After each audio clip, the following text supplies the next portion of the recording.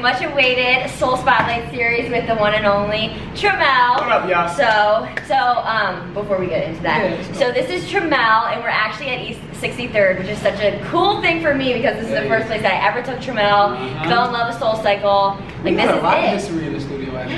Yeah. No, just seriously. First time I ever rode the podium with you. Yeah, we 63rd. This was like my place, so I'm glad we did it here. But yeah, we're just gonna get into it. If you guys don't know who Trammell is, I'll put all of his stuff below, but you should. If you know anything about SoulCycle, or if you follow me, you've definitely heard me talk about him. Yeah, we're just gonna hop into it. Let's just talk. But so today is November 2nd, which, do you wanna talk about? Oh yeah. Okay, cool. Today is November 2nd, which is 9 months from, I had a pulmonary embolism February 2nd. Is that 9 months? Yeah, whatever. 9 months. So yeah, February 2nd, I had a pulmonary embolism. I was in the back of an Uber in the afternoon. I was going to a SoulCycle meeting actually, and instantly I just like stopped breathing. Felt crazy pain, as you could imagine, and it turned out that I had like about 15 or so clots, massive clots in my lungs and my heart. Now, prior to that, for about a month, I felt kind of off, but I figured it was the flu or something like. Everyone was sick. Were you somewhere with like high altitude? So yeah, so I was sick a little bit. Like as soon as January 1st hit, like I was just like, wait, what's going on? So I thought it was just maybe like the flu or cold or something I ate or whatever. And then I had this crazy back pain that traveled. I mean, I was like, it was really weird. Now I'm someone who luckily never gets sick or anything like that. So after a week of that pain, I was like, I gotta go to the doctor. Went to the hospital, got blood work, did all of the tests, EKG, all of that stuff, and everything came back super healthy. Which I was like, okay, cool. And it just seemed like it was like some type of bacterial infection or whatever. Right. Shortly after that, I went to Utah for Sundance to do a dance event. I was up there for 5 days.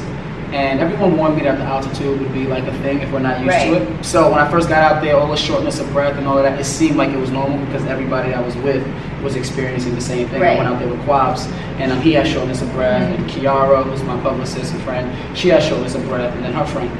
So I was like, all right, this is nothing. The last 2 days of it, though, was like aggressive. You know what I'm saying? I was coughing up little bits of blood, and I couldn't sleep, crazy night sweats, and just coughing. So I was like, all right, this is weird. So I got back to the city and went to the doctor again. Fast forward the day before this actually hit. So February 1st, went to the hospital.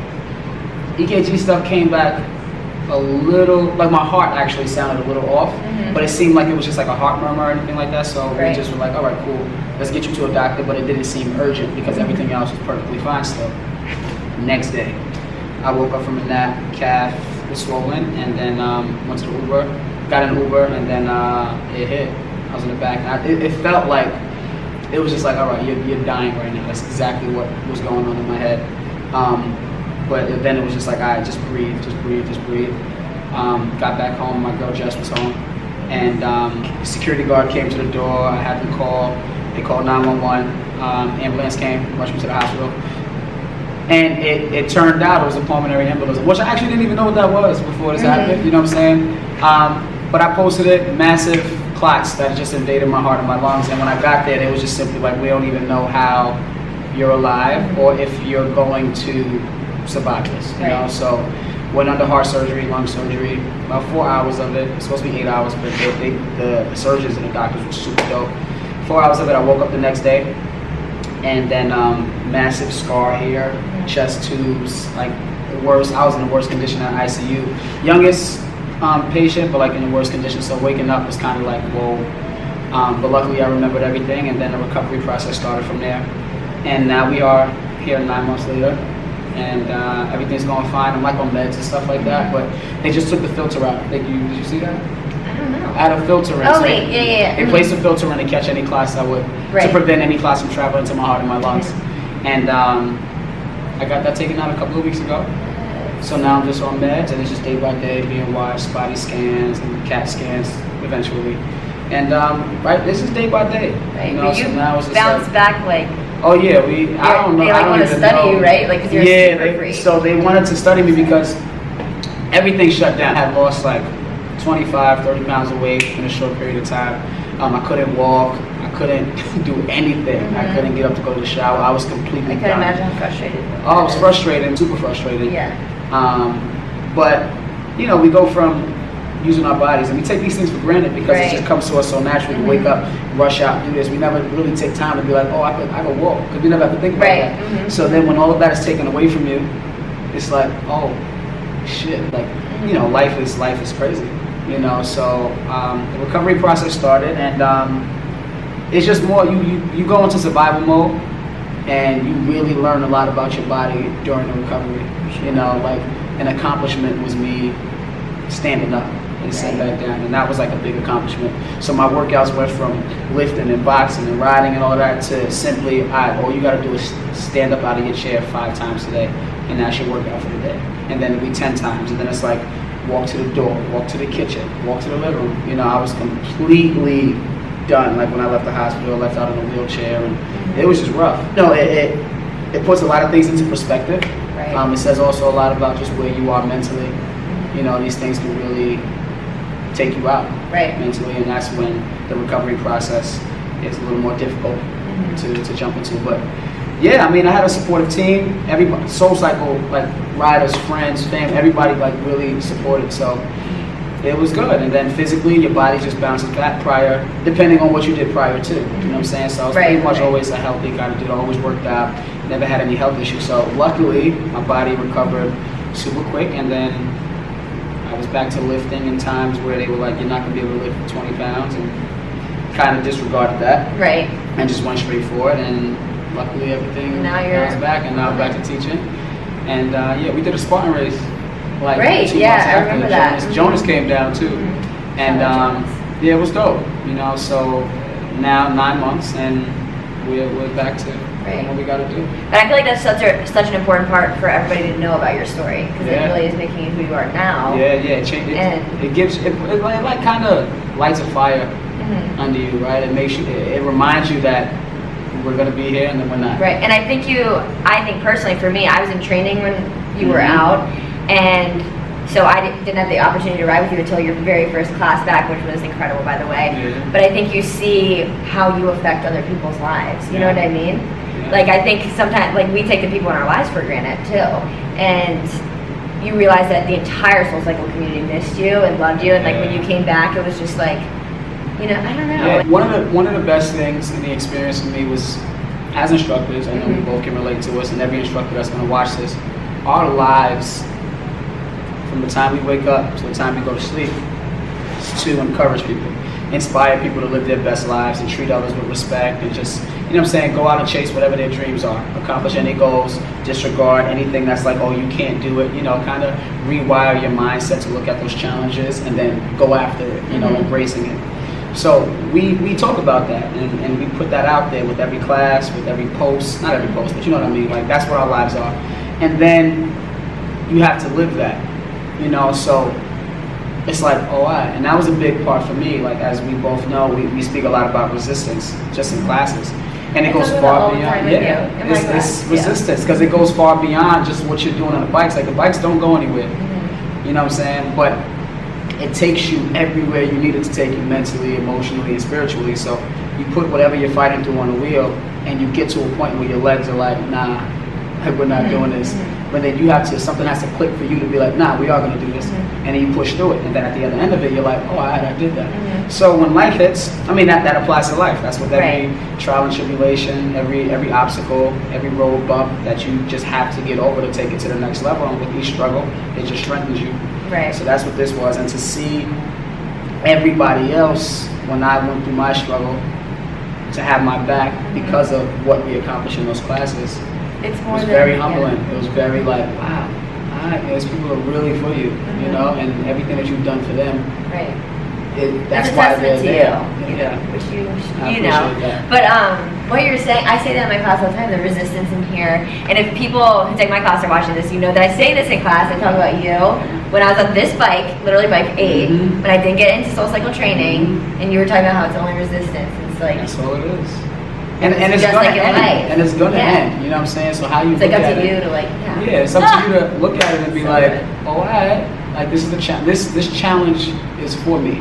It's not for anybody else. This one's for me. So I'm not even gonna ask, why me? Why me? That's pointless. You know, that's pointless. This is your challenge right here. Later on, you might figure out why, but right now you got to go do it. So if you don't figure out what it is, you still have to overcome it. So just fight. And you can't expect anyone else to fight your fight because they simply can't. They can support you, but they can't.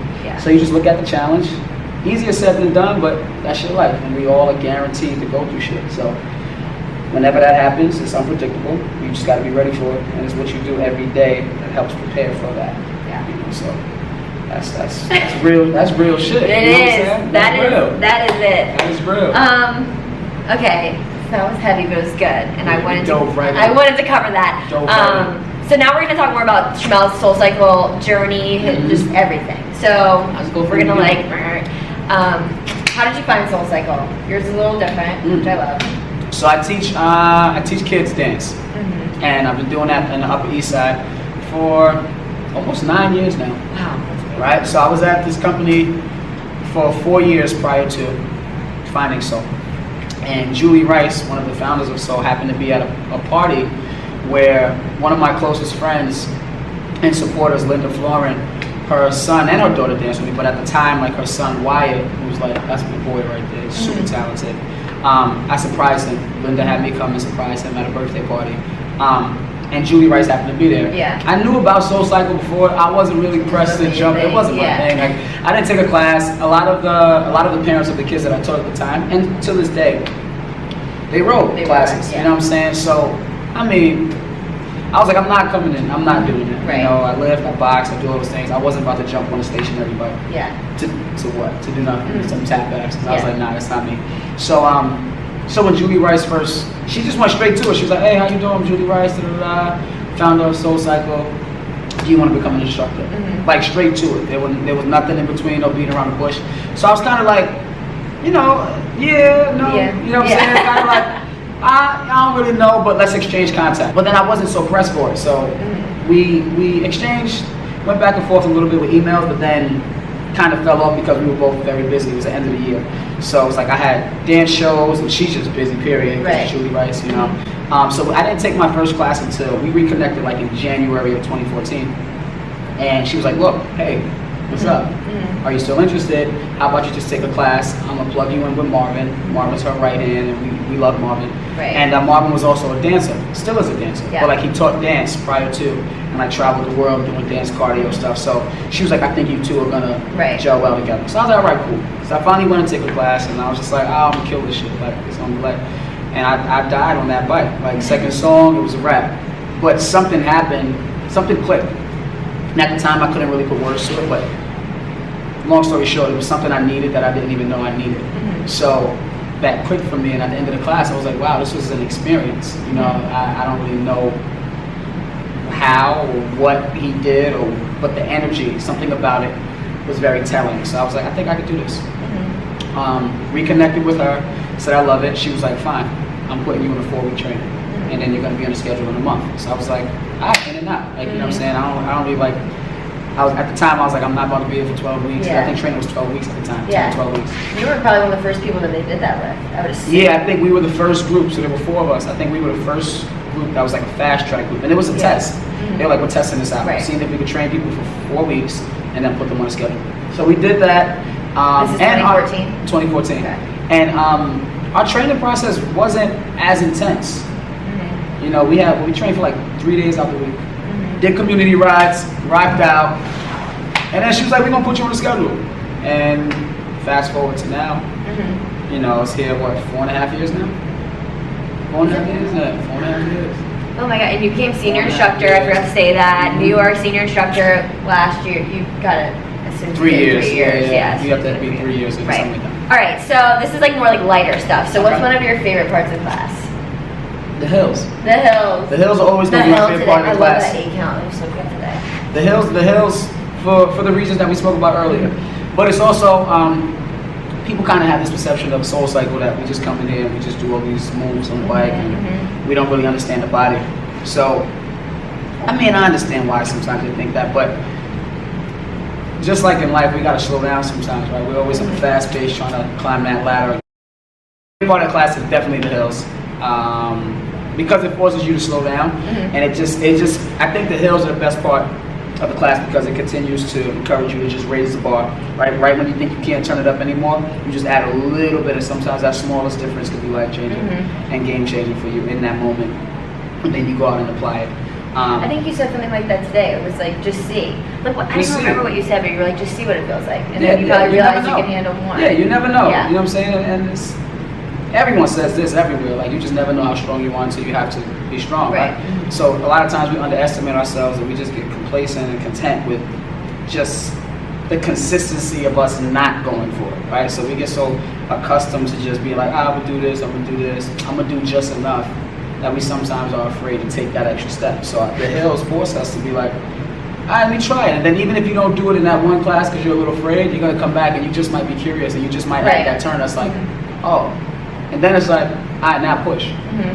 And if done right, the hills gas you out more than anything. You can run all day, and you can run all day. You'll just be here. Your heart rate's gonna be here, and you're gonna sweat. You're gonna get tired because you're running. And when you gotta slow it down, and then you gotta push, that sound after the hill when everybody's like, and they just sit there and drop. That's how you know they put in work. Right. So the hills are definitely my favorite part, and I think that's always gonna be the case. You'd be proud. People tell me my hills are killer down there, and I'm like. Of course they are. Someone said to me the other day, they said, I can tell that Trammell was your mentor because of your hills. I mean, because you be ready to work. He was working today, you know what I'm saying? So you gotta give him. You know, what's a song you can play over and over without getting sick of? That like just like hits every time. Remy Ma, whatever. Yes! Remy Ma, whatever hits. And any Meek. Yeah. My class is probably tired of Meek. But when I'm a Boss comes on, it's a rap. My boy Taylor Made beat that I just put out there. I know, I'm rocking my brand. I'm still waiting for DC. We're working on it. They slacking. That's what's happening. DC's like, don't cut this out too. DC, I'm calling y'all out. Y'all are slacking. I put out 2 challenges. Jonas took 4 weeks to put his out. It wasn't 4 weeks, but he went and got. Probably was an uproar challenge. It was. Yeah, it probably was uproar. With Makia, yeah, whatever. With Makia, I love Makia. No, she's so great. But then I put 2 other songs out, and they just ignored me. I didn't know that you put out a second song, I will say. We'll do it. I'm going to do it. Yes. Okay. Trammell's waitlist, like, I mean, people are like, it's the 12 o'clock it's a good problem to have. Point 30 seconds in waitlist. Like, it's a good problem to have. I actually lose years off my life trying to book it. Come in. Hey, Ash. It's Ash. She's got her juice. She came in with the juice. Look at Ash. Ash made a little cameo. There you go. She's like, bye. I'm good. She's like, bye. Favorite move on the bike? Honestly, I love some isolations and I love some slow push-ups. Like I don't really. Actually, I'm not really a choreography. It's weird. I dance, but as far as on the bike, it's still kind of a workout for me. So I'm like, let's not do too much as far as the choreo because people get hurt. You know what I'm saying? So my thing is a slow push-up on like a good mod jog. Fun. But 3 words to describe your class, if you had to pick 3. First one is fun. Yeah. This sounds cheesy, but community. First thing I do is make sure everyone knows each other and tries to encourage them to remember a name. So if they see him here, they're like, oh, hey, what's up, Sarah? Hey, what's up, Monica? Hey, Kelsey. And then that just adds more value to the class. People are more comfortable. And I will say while you think, he does such a good job creating a community because I feel like your riders more than most that I mean, I see it, but they all just like only met at SoulCycle and they do things outside of it now and it's just like it's a vibe. Yeah, when you walk in Trammell's class, it is a party and it's like you know you're gonna have a good time and you feel more open to be a little bit louder than you probably would in other class. I don't know, like you just create. Yeah, we just vibe. You make people feel comfortable because of the way. Thank you. This community is great. Whatever. It's dope. They if they watching this, y'all okay. No, y'all are dope. I would also just say present. I would say present. Just because it's just like when we walk in here, it's like whatever's going on outside. If it's not going to add value to your class right now, like if you're not going to put it on the bike, leave it out there so that you can use the 45 minutes and the investment that everyone else is putting within these 45 minutes to create the energy that we create, so that you can really use that as and apply it to wherever you need it. You know, so just feeling that energy. It's all energy based. Everything we do is energy based. Like. That's why it's always important to create that community, have fun, but then also encourage people to stop and be like, oh, I'm having fun right now. Like, we don't do that. You know what I'm saying? Something as small as that. We tell ourselves we're having fun, but not really having fun. We tell ourselves we're working hard, but not doing our hardest. Like, we're so used to just being like, yeah, do this, without actually being like, do I feel what I'm telling people to do? You know what I'm saying? Do I feel what's going on right now? So I think being present is, I would use that as a third. Right. That's a good one. Okay, what's your go-to thing to do on your day off? Like, what's a day off look like for you? Or like, what's something you like to do on your day off? Nothing. Absolutely nothing. If I have a day off, it's like legit nothing. You know what I'm saying? I don't even want to hear music. Like, I don't want to do music Friday on Spotify. I'm like, nah. No. Like, leave me alone. I'll just really chill out. I'll try to catch a show, but it also is hard because I don't like to just not do anything. You know what I'm saying? Usually I'll go into the dance studio and check on the kids or whatever, or if I'm just chilling, I'll try and catch up on some work just to be somewhat productive. Other than that, like, just like really nothing. Nothing. You know that's what literally everybody Yeah, we do says. too much. We put so much energy out. I know, you need a day to just like... You need your day to not talk, don't listen to music, don't talk to me, like, just chill out. Alright, what's one thing your riders may not know about you? Ooh. That's fun. You're pretty open. I mean, everyone knows. I think I'm pretty open, but one thing that people I don't always put out there is I grew up singing. Okay, I guess I knew that. I was in a boys' choir of Harlem, and we traveled and we did everything. We've been so many places. We used to go on like 2 or 3 tours a year. We did over 150 shows a year. One funny thing, I'm not really feeling this dude right now, but we're the singers on Jesus Walks. So we're the singers on. We recorded that with Kanye. How old were you? Somewhere. I was probably like the background. Like 13, like the Jesus one. That's you. That's your choir. Yeah, that's us. It was like 15 of us, and we went and recorded with him in the studio with him, like all of all of that, and the Jesus one. That's us. So from 4th grade through 12th grade was in the choir. Wow. And then we did that. I was probably like 14. But yeah, we recorded that with him, and that's one fun fact. Yeah, that's a pretty cool fact. Yeah, he's bugging out right now, but he's gonna find his life. Yeah, I don't know. What inspires you most about this job? The riders. You know what I'm saying? I think you could attest to that because it's always different. So it's the riders because of the simple fact that, especially now, right? I'm gonna go deep. Okay. All right, done. Especially now, there's so much that's going on that I think people are waking up to. You know, injustice from every area that we could look at, every corner, whether it's women, people of color, or whatever. You know what I'm saying? Like, there's always something going on, and we can all relate to it to a certain extent, right? So when we come in here, and that's also adding on to the baggage of whatever it is we go through personally in our lives, right? Like, people may be going through stuff at home, health reasons, like work stuff. There's so much baggage, there's so much that keeps us down, there's so much that frustrates us. Like, it's almost impossible to open your phone and see something positive.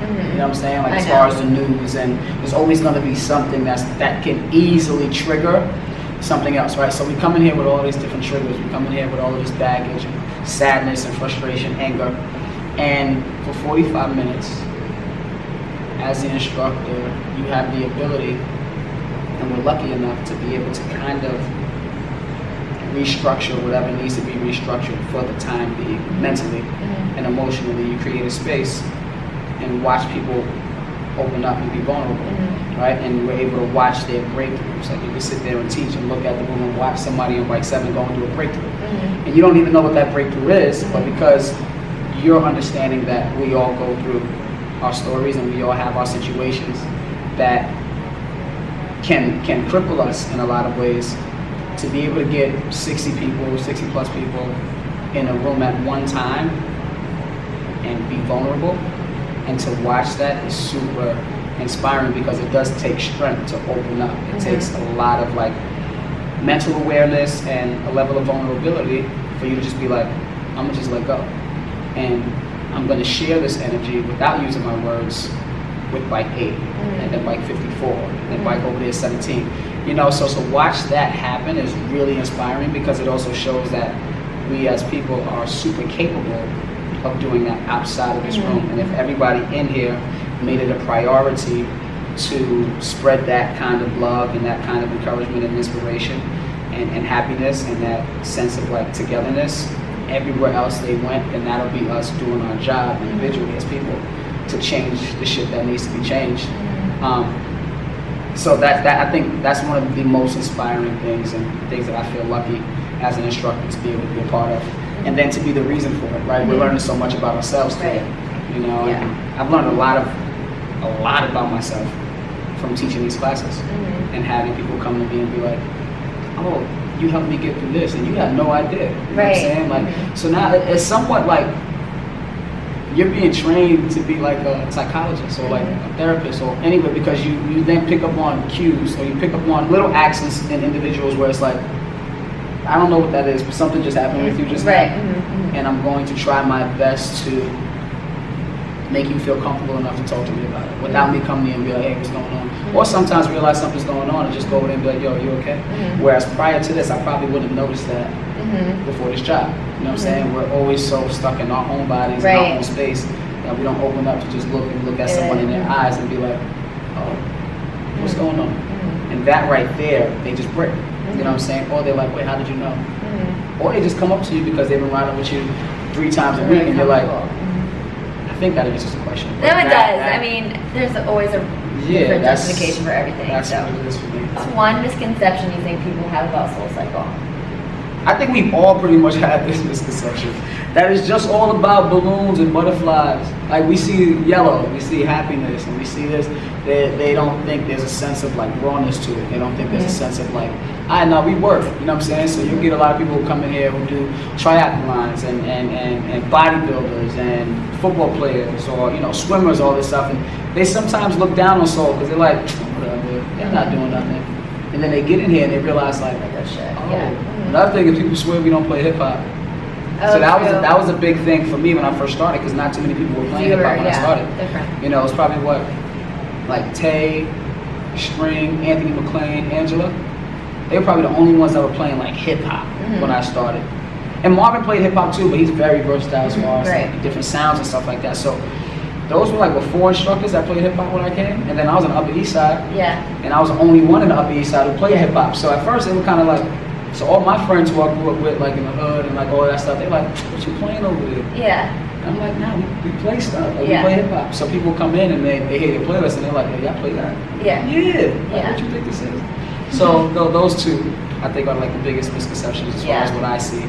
People judging before they try it. And then they get their ass kicked. It's like, In your opinion, what do you think sets SoulCycle apart? You know what I think sets SoulCycle apart? I'll say this. I don't think any one thing is the best workout. Just physically, right? You're never gonna just go, just lift and get everything you need.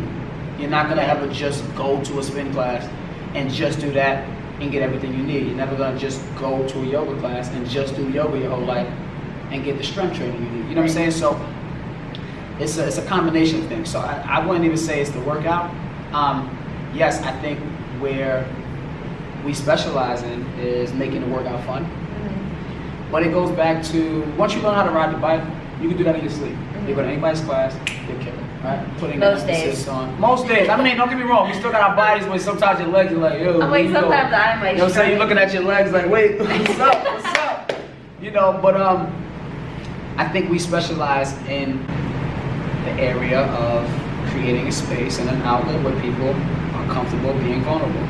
People are comfortable being open, and they need it more than the physical part of it. They need it for different reasons. So people come in here and they feel comfortable to come in here and celebrate promotion.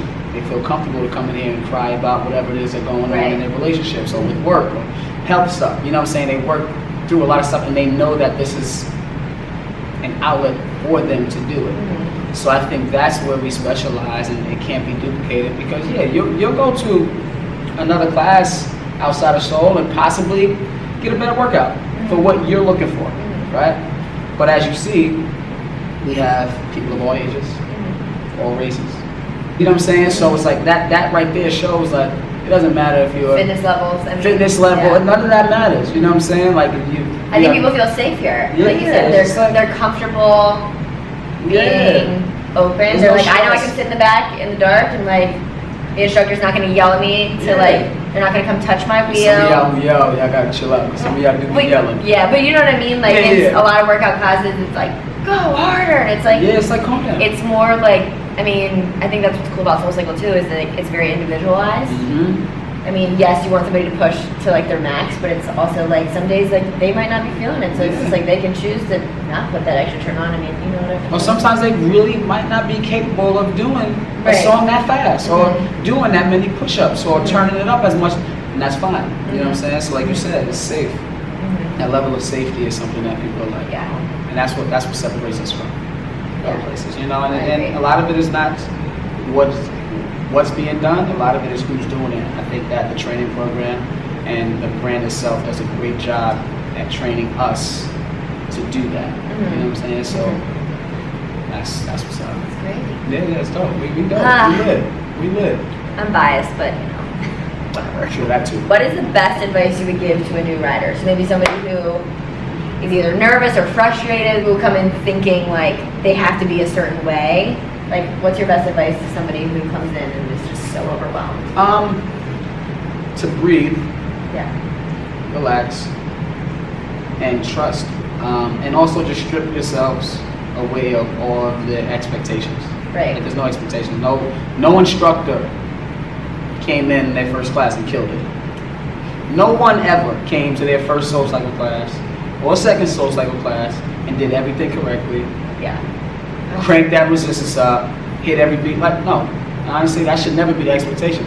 You should never come in here like, oh, I'm gonna hit every beat. Like, I mean, to an extent, like, you want that, but somewhat rewiring it to being like, how am I gonna work so hard that it's hard for me to do what I'm fully capable of now that I've been riding for a long time, right? So I think it's the mindset and just trusting, like, okay, cool, trust your instructor. Go in there knowing, all right, I don't know what I'm doing, so listen to your instructor. Because you get a lot of people who come in from different places, just do whatever they want. And I'm like, bro, like, where are you going? Nah, I'm gonna just do this. No, you're not. Because you're gonna hurt yourself. You know, you got your shoulders on the handlebars, you're gonna break your neck. Sit down, let me help you out. Don't worry about the tap back. You don't have that right now, right? You don't understand your resistance wheel. So just trust me, I got you. And understand, like, if you come in and you kill it the first time, then you probably shouldn't be here. You probably need something a little more difficult. I think that's the advice who's ever does not exist. You do not come to your first class and just kill it. Even if you think you do, you don't. You didn't do something right. Because you gotta understand the bike. Your sentence might be off. Like, you don't understand the arc. You don't understand the structure. You don't understand the form. So I think that's, just trust and relax. And come back. And come back. Like, if you come back. You know what I'm saying? And don't come in there with the mindset like, I don't like this, because then you probably won't. Some people do come in there with like, it's mostly men. A lot of men come in like, it's too easy. Oh, it's too easy. This is not for me. It's a bunch of women doing it. I'm like, these women are kicking your ass on this bike.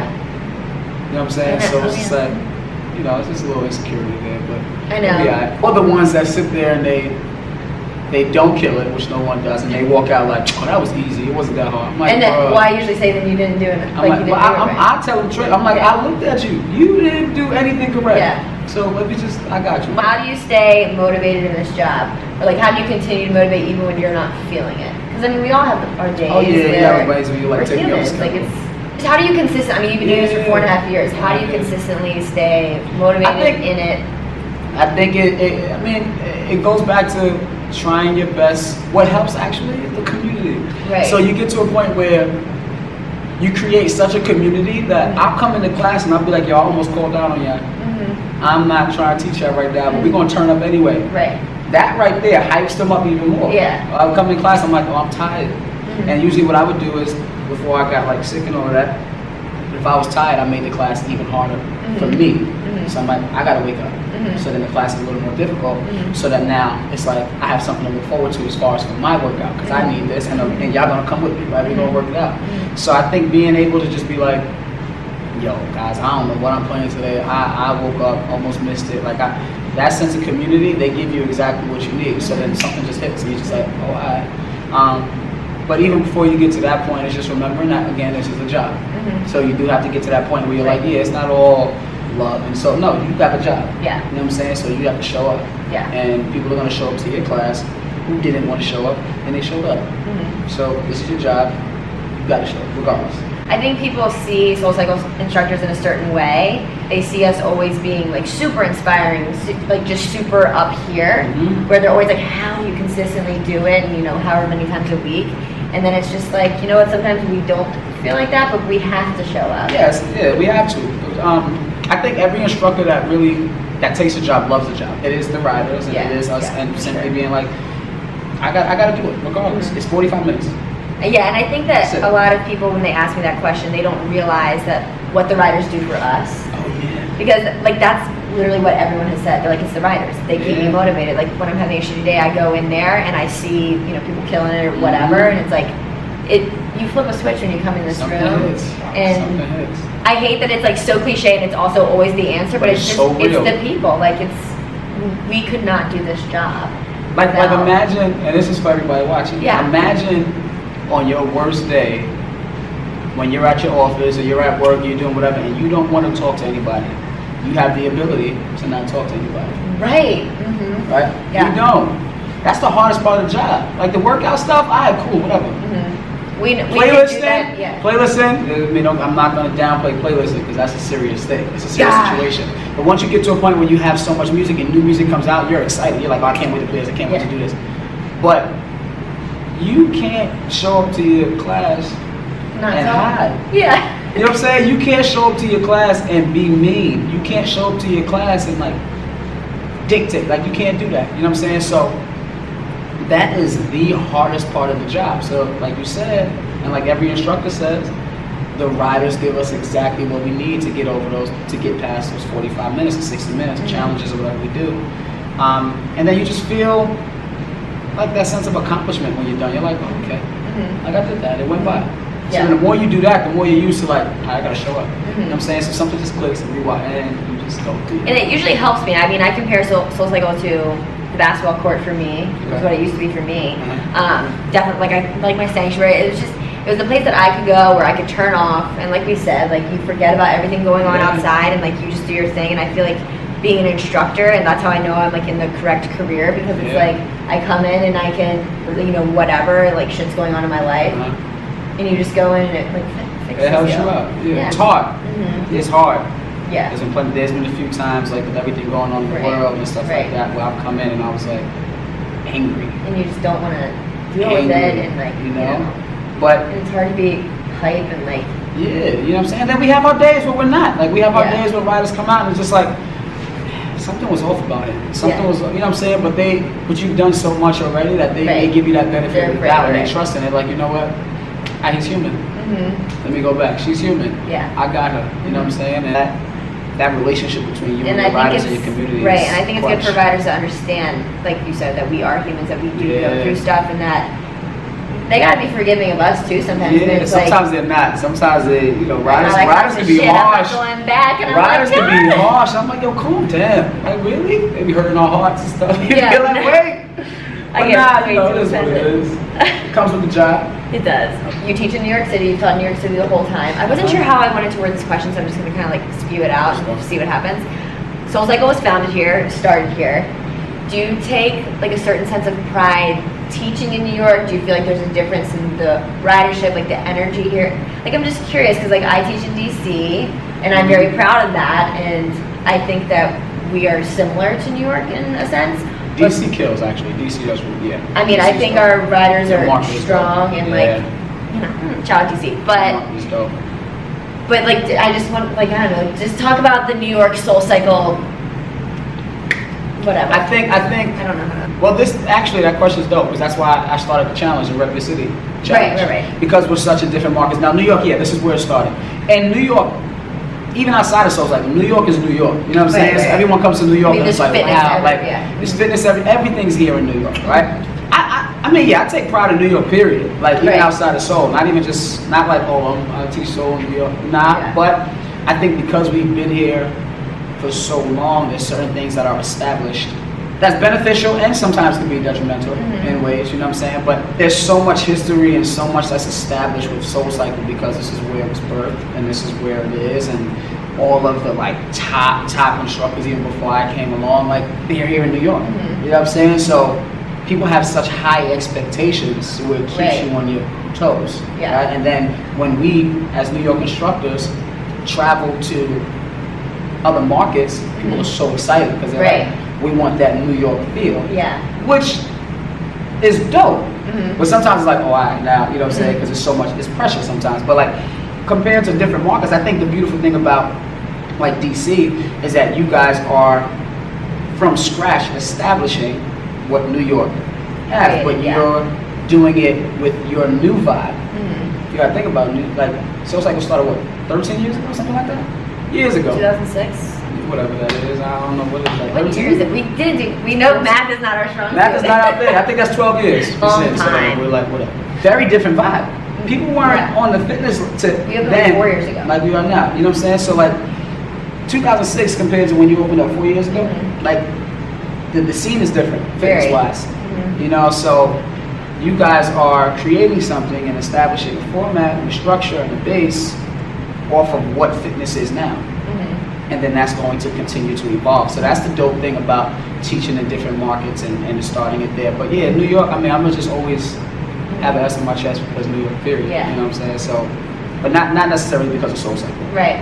You know, I'm just curious because I feel like some people, like you said, have that, oh my God, it's New they have York, expectations. New York instructors, you know. Yeah, they have that thing. And The crazy wait list, the insane, like Super Soul. Like, because we've expanded so much, Super Soul is not as much of a thing as it was then. So people have options. Yeah. But yeah, New York is lit. No, DC is lit too. They do it right up here, I will say that. But we kill it, DC. Why do you like DC? I mean, DC is just dope, period. But I mean, the first time I taught there, it was really nothing but love. Yeah. You know what I'm saying? It was nothing but love. People are Y'all are dope. You know what I'm saying? Y'all as instructors. Oh yeah, DC, I'm gonna kill y'all next week. Yeah. If this gets out here, it'll be up. I'm coming after y'all, DC. Take his class, even though it's the same time as mine. It's gonna be all at the same time. And 10:45 and 5 o'clock, but I teach 4 o'clock and I will go. Oh, that's right. It's a disaster. That sucks. If riders take away just one thing from your class, what do you want it to be? One day at a time, and the simple understanding that everyone has his story. Everyone goes through life. Everyone has issues, and to be considerate of that, to be aware of that. I think I just said more than one thing, but all of that. Everyone has their story. Yeah. You know what I'm saying? Everyone has that. Respect that. Be considerate of it, and we're human. To strip away. It's okay. These expectations and these labels that you were born with, let's strip that away. Or let's talk about it and understand it. But if we're able to, within these 45 minutes, come as one, it could definitely happen outside these doors. Don't let me leave with that. Spread that. Yep. So I know like your soul journey is a little different, but name 2 people who've been like super influential for you on your SoulCycle journey.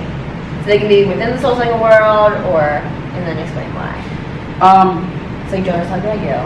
I would honestly have to say my boy Quabs. Yeah, I would have to say Quabs for the simple fact that, so me and Quabs knew each other outside of Soul, before Soul, due to us both being dancers and in the dance community. So we have so many mutual friends before me and him even became friends. And then he runs a studio at Broadway Dance Center. So I would see him all the time. We go to shows together, be in the same shows. When I first started, there weren't many black instructors, to say that. Weren't many black instructors. So the style was different. I'm also, at the time, I was like 25, 26. I was trying 26. Nobody was trying to take my class. You know what I'm saying? Especially on the east side, like he plays it, but he's young. What is he going to talk about? And all of the greats are at 83rd when I first got there. You know what I'm saying? You got the Stacys, the Enriques, the Emmas, the Mike Veras, the Marias, the Daniels, and so on and so on. To where that's very hard to even try to make a name. I'm talking about every last one of them wait lists for days.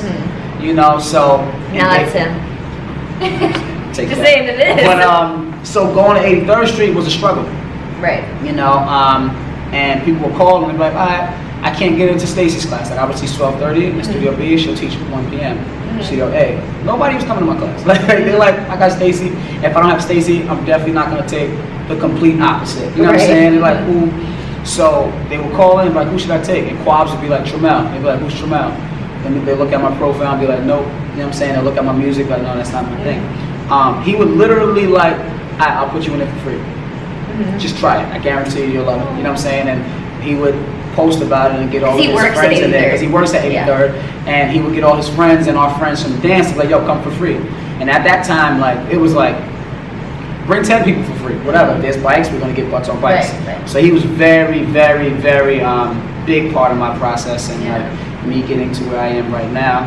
And so Quabs, definitely shout out to him.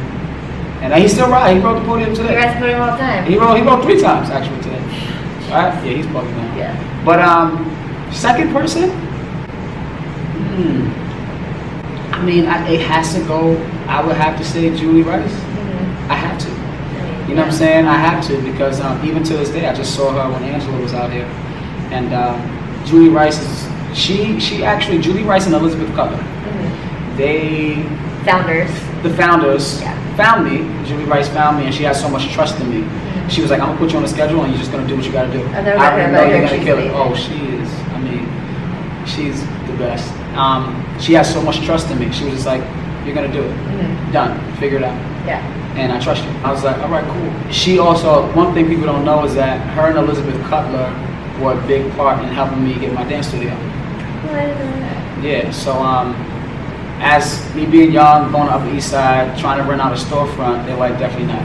No business history, no business credit.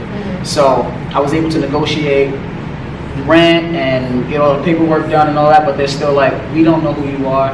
We're not going to rent the storefront out to you. But because Julie Rice and Elizabeth are who they are and have established a reputation that everyone knows them, they made one phone call and was like, we vouch for him. Within 5 minutes, the lease was being drafted. I would have to say both of those actually. I just gave me 3. But they go together. Yeah, you know what I'm saying. So yeah, I would have to say that. Quabs. Oh, I love that. Quabs is dope. Okay, so this is the last question, and I wanted to give you this because I feel like you kind of like have touched on it throughout, but I feel like you're very open. You want to talk about it. Yeah. So, what's like one message that you want to spread, you want to share for whoever's watching this? I got a lot. I got messages for instructors. I got messages for just people. Just stop me whenever you're like you're doing too much. Okay. I mean, one message, like you said, we kind of touched on it. It's just really understanding that we are people, we are humans, and to strip away these expectations of what one should be or who they are, and actually talk to each other. You know what I'm saying? I truly believe that at SoulCycle we have the ability to affect the change that that needs to happen within our country. You know, if you think about being able to be in a room once a day with 20 to 70 people for 45 minutes and create that outlet that we spoke about, get everybody to just be open up and work with each other. I mean, these bikes are close, right? So being able to be next to someone you don't know for 45 minutes is a powerful thing because there's energy being shifted and you guys are shifting that together. So we're able to do that in here with us speaking about things that are inspirational, motivational, all that stuff, with helping you get through your breakthroughs. And then you realizing that the person to your right and to your left is helping you get through that. That says a lot about what we're capable of as SoulCycle, but as people. So just us really being present in those moments and understanding like, yo, there are things that are going on right now that we need to change, and we can't just, I talk about this a lot too, like voting's around the corner. Right. And everyone needs to vote, clearly. But what happens is a lot of people go in there and vote, and then they don't do what they need to do in their daily lives because they're just waiting for individuals to be put in political positions to create the change that we actually can change right here, right now, right? So regardless of what happens with polls, I still have to be a nice person. Right. You still have to be a nice person. So that vote isn't going to change me or you, or it shouldn't. You know what I'm saying? Like, we need to be aware of those things and do our part in that way and make it a priority and be a good person and be nice. So that's the message that I would like riders to take away and people who come into SoulCycle in our space to take away, and instructors too. And then instructors, we have a hard job. You know what I'm saying? It's never been easy. It never will be easy because we're going through a lot of these changes as well. And we're also, a lot of us are really young too. You know what I'm saying? So we're still learning ourselves. We're still learning about life, and things are hitting us more now than they probably were because we're more aware of it. And I think during our journey here, and as we're getting older, we're realizing a lot of triggers that we've had, or things that we were unaware of from our childhood, are transitioning into reality right now, or into a certain perspective. So I think us understanding that before every class and making that a priority outside of SoulCycle, not just talking about it and being like, yeah, be one, and then going outside and not doing your work about that, I think that's something that we as instructors have the power to put out there and to deliver. And I think we should make that a priority. You know, I think we need to come together more. You know what I'm saying? We need to interact more, and we have a close friendship. You know what I'm saying? So like, you always hit me up, I always hit you up. But what? It's almost 400 instructors now. About 400 instructors. Think about if every instructor made this a priority, the change we can make on a daily, and not just worrying about just our brands. Right? We have to do that because you got to make your money. Right. You got to deliver. You know what I'm saying? You have to have your brand. So understanding that business aspect, but then also understanding the goal at the end of it and being like, okay, not to get too deep, but if I were no longer here, what would I have done in my life up until this point? You know what I'm saying? Yeah. We have the power to actually change something so that, God forbid anything happen, you can no longer do this job. You know you created somewhat of a change, or you added that shift that's going to help continue to build a certain kind of legacy. I think understanding that is like, oh, I got a job, you got to prioritize that. You know, so that would be something I would want instructors to take away, or anybody in a leadership role to understand and make that a thing.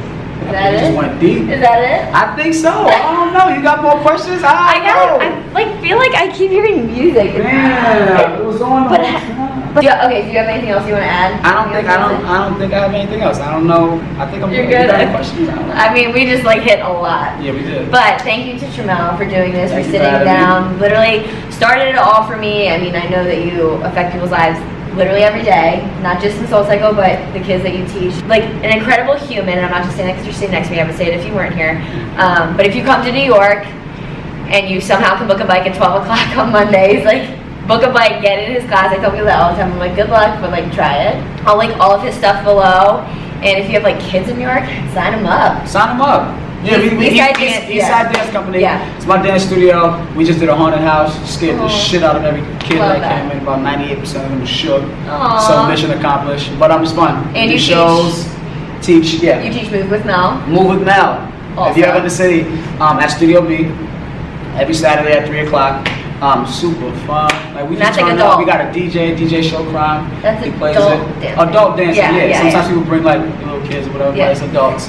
Come on through. It's super fun. It's a lot of fun, and we just dance and have a good time. And then he teaches East 63rd, 83rd, Bronxville, Nomad, Chelsea, West Village. Okay, wow. Okay, that's a lot of studios. More studios than we have in DC. But okay, so thank you guys so much for tuning in for Trammell's Spotlight. I hope you guys enjoyed. Please follow him if you don't. Take his class if you haven't, and you'll hear me talk more about him. We're gonna talk about it. And if you want to hear about like my story and how all this started, I have another YouTube video where I like talk about it. So yeah. Plug that in. Yeah, you know. Okay. Thanks, guys. Thank you, y'all. Oh, I hope I don't look so washed out. Oh my God, hold on. Bam, bam, bam. Today is not today. Is that 9 months? February? 8 months. No, wait. No, yeah, 9 months. It's the 11th month. So 9 months. Yeah. We are horrible. Good math. 9 months. I'm sitting there using my fingers like this. Thank you. What is it? It's like citrus, watermelon. Ooh, that sounds good. Pineapple. Citrus. Look how long this straw is. I'm not. This is loud. I feel like there's like some like pepper, like cayenne pepper in there. Oh yeah, it's serious. Because I have on 0. Wait, is my laptop on? What? New York.